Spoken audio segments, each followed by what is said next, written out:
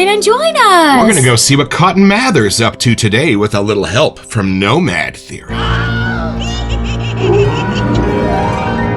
It's a Halloween morning with the Barbershop Duet.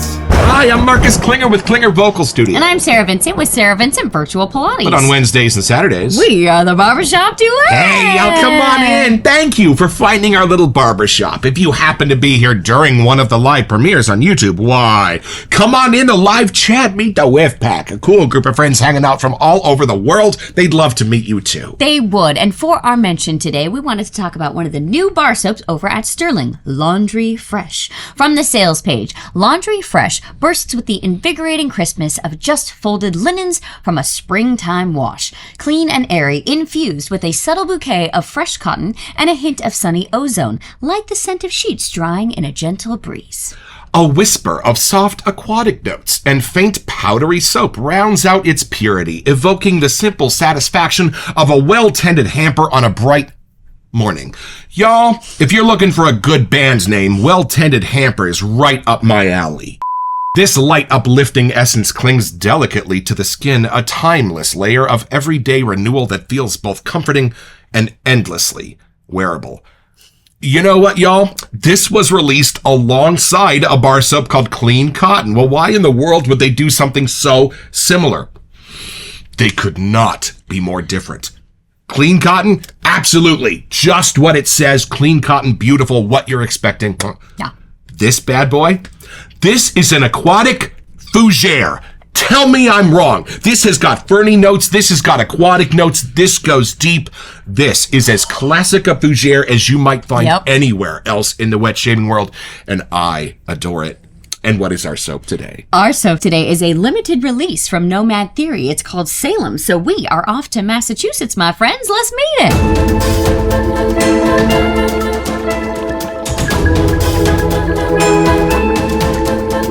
All right, y'all, from the sales page at nomadtheory.co.uk. Autumn is here. Embrace the rich, comforting essence of autumn with our Salem shaving soap. This very special seasonal release is a deeply evocative sensory postcard to crisp fall evenings, bustling harvest festivals, and the warm traditions of the season. We've lovingly blended the comforting sweetness of ripe pumpkin with a rich medley of aromatic spices and a creamy, inviting hint of vanilla. This limited edition fragrance transforms your shave into a nostalgic journey through vibrant pumpkin patches and the cozy crackle of a fireside.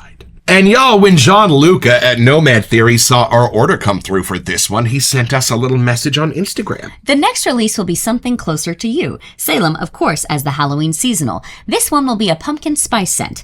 When I was in Salem, I ate way too many sweet treats, and it was the first time I had Starbucks' pumpkin spice. So doing a bit of that with a more bourbon-like vanilla. So y'all, right up our alley with the pumpkin spice for autumn, but I am sure through those dapper, masculine lenses of everything that Nomad Theory has been doing this year, I could not be more excited to open the box.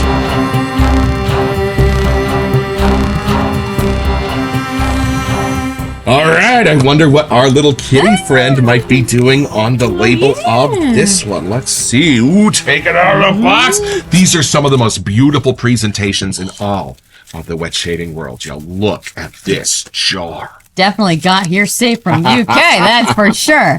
Oh, look at how cute he's dressed in his Halloween costume as a witch. Haunted houses behind him. He's doing his trick-or-treating, y'all. Well, come along with us. We're going to join him for this first impression.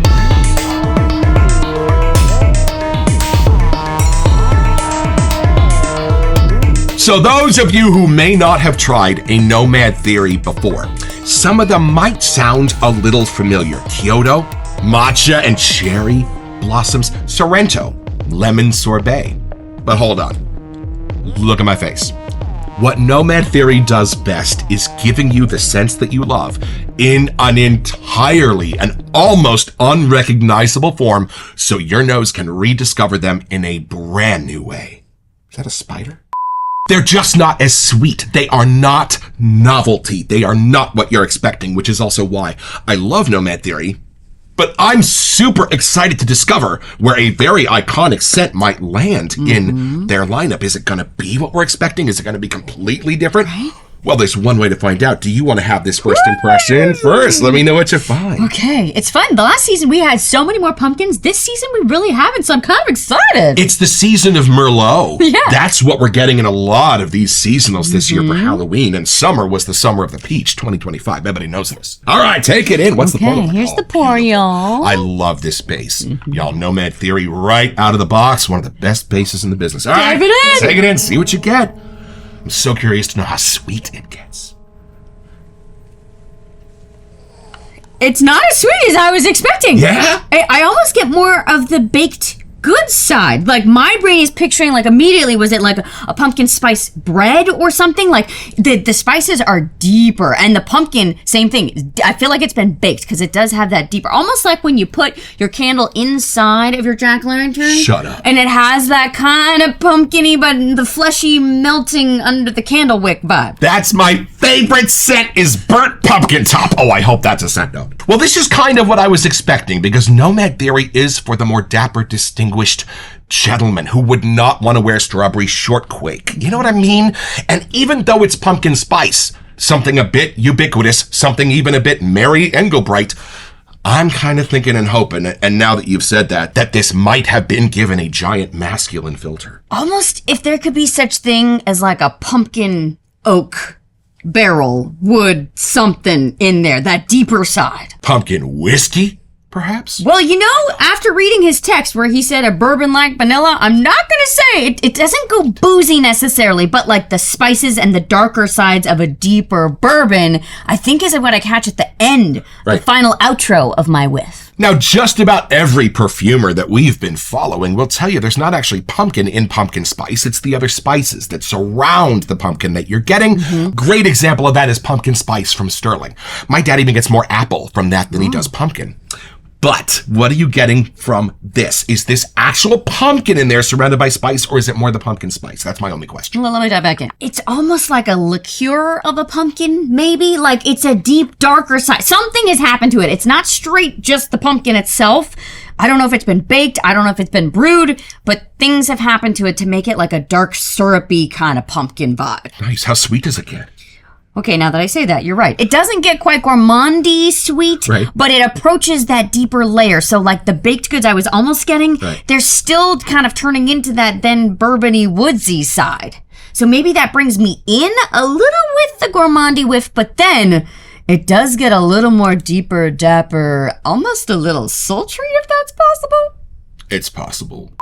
Those spices are different. I don't know if it's more an international twist on the spices, but there's something in the fall season of the air, not a petrichor, but like fireplaces are going, or there is something. I don't think it's ashy, but it's a little firesidey, kind of that caramelizing of the pumpkin thing. I can sense that it's cold outside and there's a little coolness in the air, so everyone's got fireplaces going. Something in that realm, not quite campfire, but approaching a little bit of that spooky holiday vibe at the very end of this too. So I think that's as dark as this gets next to those bourbony sides, but it is not the stereotypical pumpkin spice, and it is wonderful. All right, I'm ready to take this in. Not long ago, somebody asked me, how is it that you and Sarah are so appreciative of all the soaps that you smell on the show? And I think it boils down to this. Expectation. I think if you're expecting this to smell like your memories or your childhood or something like that, no matter what you're going to get is almost going to be a disappointment. I think what we learned to do from the very beginning, since we had no clue what any of these even smelled like to start with, was the habit of absolutely erasing any expectation or desire of what we were going to find in the soap and just let it wash over us on its merits. So like right now, I gotta forget about pumpkin spice from Starbucks. I gotta forget about my dryer sheets that are pumpkin spice. I gotta forget about Sterling pumpkin spice somehow and just take this in as its own thing. All right, here we go. I'm very curious to see what you get.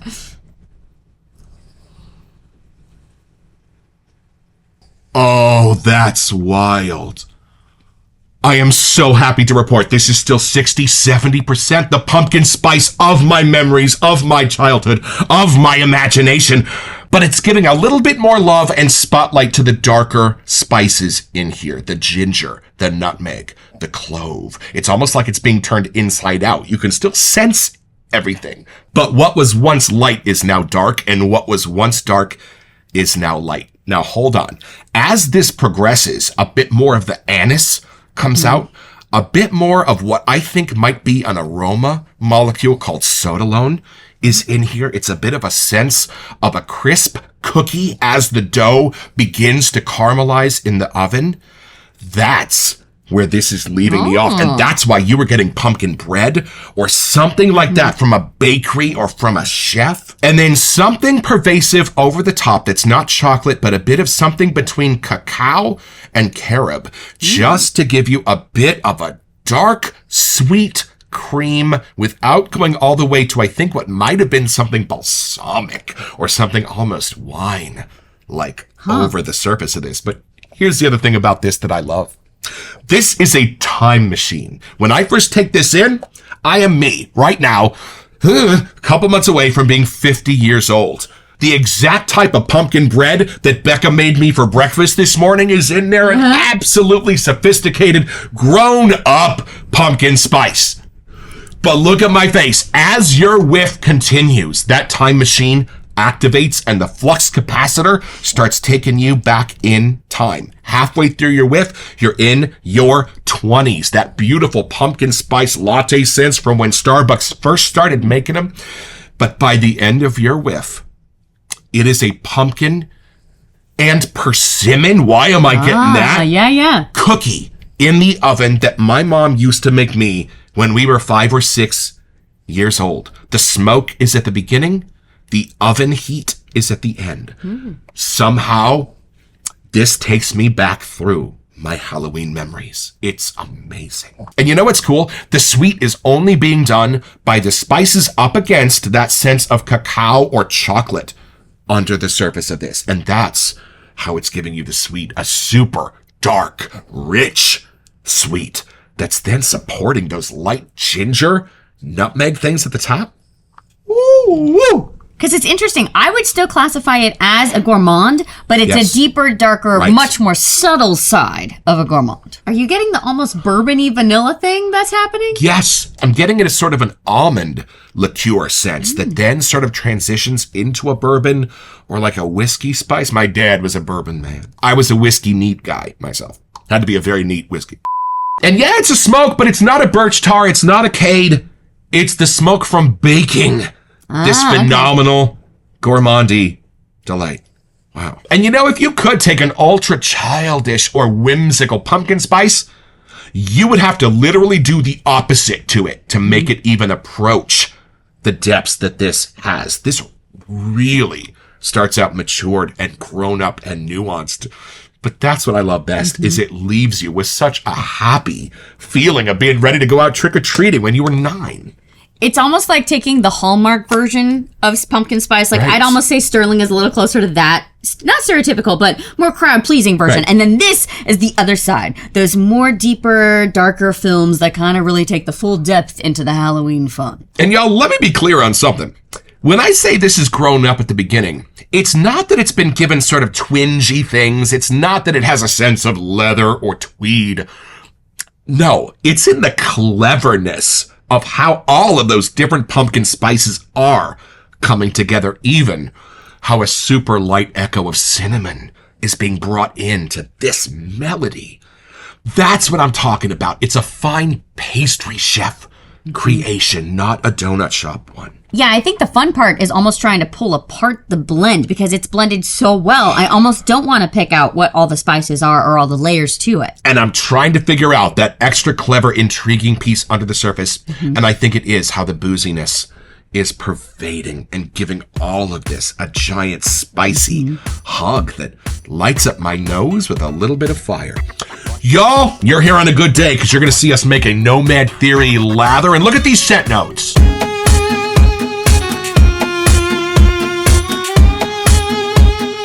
Well, when I heard pumpkin spice and Nomad Theory, I had to grab 2 of my most handsome pieces of hardware. This is my Hemingway brush from Zachary Kent at Moon Soaps. It was made from a tree that was fallen in one of his neighbor's yards, and he saw it and was like, there's a shave brush in there. And my Captain's Choice copper shaving bowl in the polished colorway. I love this thing. Does it smell good? Someone woke up. Gourmand Hound is now here for the rest of our episode. Oh, a little bit of vanilla's hiding in there. See how it oxidizes on top? Now, we lather here a little bit differently at the Barbershop Duet because we start with as thin and as wide a plane of soap as we can make in our lather bowl. So I'm going to push down on the soap, apply a little heat, a little speed, a little friction, and it's gonna look something like this when I'm done. Because at first, our goal is just to transfer the soap onto the bristles. We don't want to start building a lather yet. That's how it gets all frothy and foamy. And if you smooth it out just right, the brush won't pull up any chunks. We are not fans of chunks here in the barbershop. All right, so one direction, the other direction, getting just a little bit of water on these bristles. I don't want to build a lather yet. I just want to sort of build a paste with the soap. And about every 35 seconds, I'm going to spin the brush, give those bristles a new orientation to come at that soap with. And my goal is to get all of that soap off the bottom of the bowl and onto the bristles of the brush before I actually start building a lather. See, there's no bubbles yet, y'all. It's just kind of a paste. And now, little bit at a time, I'm going to start grabbing the water from the bottom of the bowl. I used to grab the water all at once, but I'm actually having a little bit more success grabbing that water in stages. And nothing frothy, nothing foamy. You notice we don't start with big bubbles. We start with tiny bubbles. Now, if you do this over a Cavalier King Charles Spaniel, she will take some collateral damage from time to time. At least it makes it so she smells good. We have the best smelling dog on the block. Is your dog wearing Gucci Envy? Yeah. On Thursdays, it's Lost Cherry. So, y'all, my first experience with the Nomad Theory lather was it had all of that beautiful, comforting, protective feel of the best vegan formulas, but all of that slickness that tallow offers. And I know we never talk about lather here on the Barbershop Duet, but y'all, look at that yogurt. And this is something you will only find here on the Barbershop Duet. This is the how much is Starbucks actually to blame for this whiff on 3, 1, 2. You know? That's a little more soapy, a little more sweet, this is a little more real. And as a connoisseur of Starbucks pumpkin spice lattes, both the hot and the iced versions this time of year, this ain't far. This ain't far at all. That inspiration was right. And you know what's really interesting? Hold on. Yeah. These are the kind of deep dives we're going to take you on now at the Barbershop Duet. We have a few other glass jars from a few other artisans, and I really can smell the glass when I open those. I don't know if it's the violet glass or what, but for me, this doesn't have an odor. I just smell the soap. I'm with you. I feel like the spices in this are the super dried spices. Yes. Like they've spent time hanging out together. Like they're blended so well.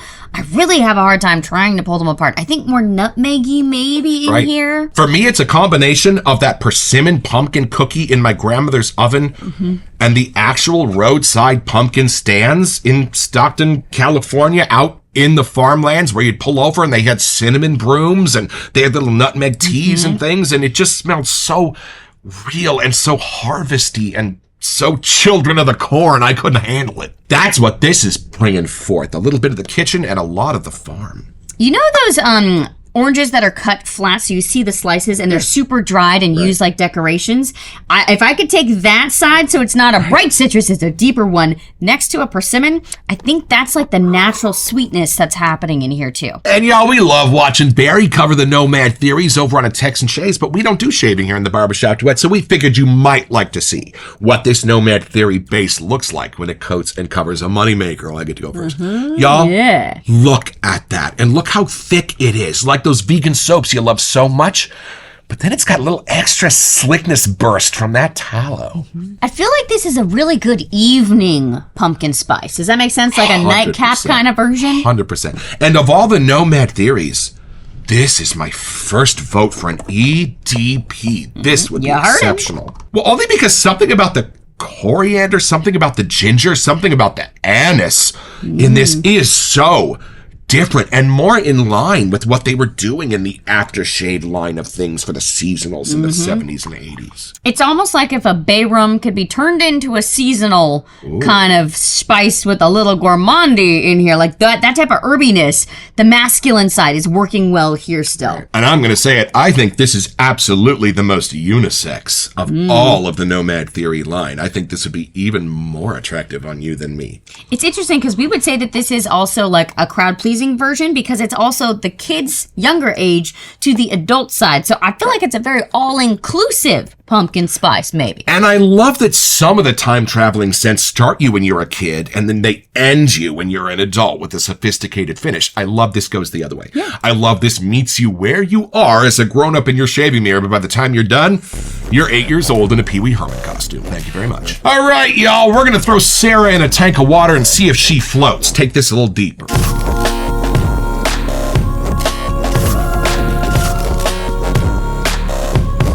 I think the only other pumpkin spice-ish one we have was one of the Hocus Pocus gals for our whole season so far. That was it. And only the fourth pumpkin spice in our entire collection of 650. Yeah. What were the other two? You said Evil Pumpkin and Atomic Pumpkin. Yeah. Hoffman and PAA. But of all those, even Sterling, this is the most gourmand. This is the one that really lights my fire. I can smell the moment where those cookies go from dough to cookie. That moment of metamorphosis is somehow encapsulated in this. And you know those dudes that walk by Starbucks and are like, ugh, I cannot do the pumpkin spice. Like, that's too much for the season. Somehow, I feel like they would still thoroughly enjoy this version of a pumpkin spice. Just saying. I think that Tim Burton's Sleepy Hollow kind of butts up against the witch trial thing a little bit in its storytelling. It's not exactly A-B. Right. Hocus Pocus goes way further in that direction. But this could be a fun one to smell while we watch Sleepy Hollow. I gotta say, those darker nooks and crannies in this one come through. But it is a weird look at mass hysteria. It is a weird look at how we as humans can get each other so worked up that historically we will kind of believe anything. They started to accept dreams as evidence in the witch trials. Can you understand the logistics of that? Are we gonna rock, paper, scissors to see who gets to shave with this one first? No, because I have it in my hands and possession is 9/10 of the law. It's the bourbon. It's the bourbon in here that's giving it magic because it's not overpowering. It's in the background. It's lighting up those same places that Blue Sawen does with that same sort of boozy note in there. And it's what tells you it's Halloween night, not Halloween noon. There is something about the Nomad Theory thumbprint on this that really helps add to the character of this scent too. So it's pretty simple, y'all. Grab your cat and a witch costume made specifically for him. And just about the time you get the shirt on, and the hat under his chin, and the pants on, and the broom attached to his little hand, he's gonna take off into the night, and you're gonna be lucky if you ever see him again, and he's gonna get his own. So head over to nomadtheory.co.uk where you can find this and all kinds of other cool stuff.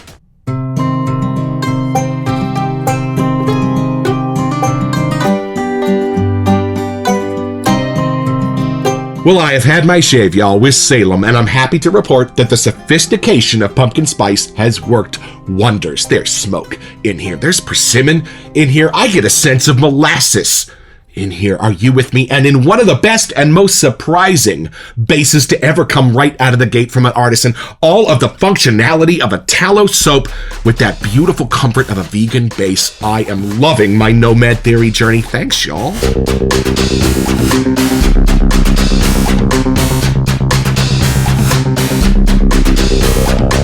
Welcome to Messages. So for our October giveaway, we wanted to give you a chance to get $25 to Happy Chap Shave.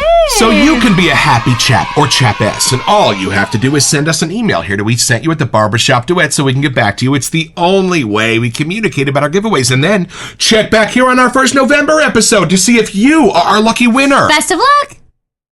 Well, I'm glad we got this earlier on in October. It's technically the 13th right now, so we've got a nice few weeks to still hang out with this one. And we do have it on good authority that this will be available from Nomad Theory through November 30th. And y'all, I gotta tell you, we have smelled all of them, and I think... Now, I'm not going to surprise a whole lot of people here with this, but I think this is my favorite. Absolutely beautiful, nostalgic, and yet put together with all of the cleverness of the Nomad Theory line. It is just pumpkin spice elevated to a level of luxury I have never experienced in a pumpkin spice before. They do offer the sample sizes over at Nomad Theory as well, which are good for like 10 to 20 shaves, so you may want to get one of those. Don't forget your next appointment with the Barbershop Duet. You'll smell more seasonal just watching this.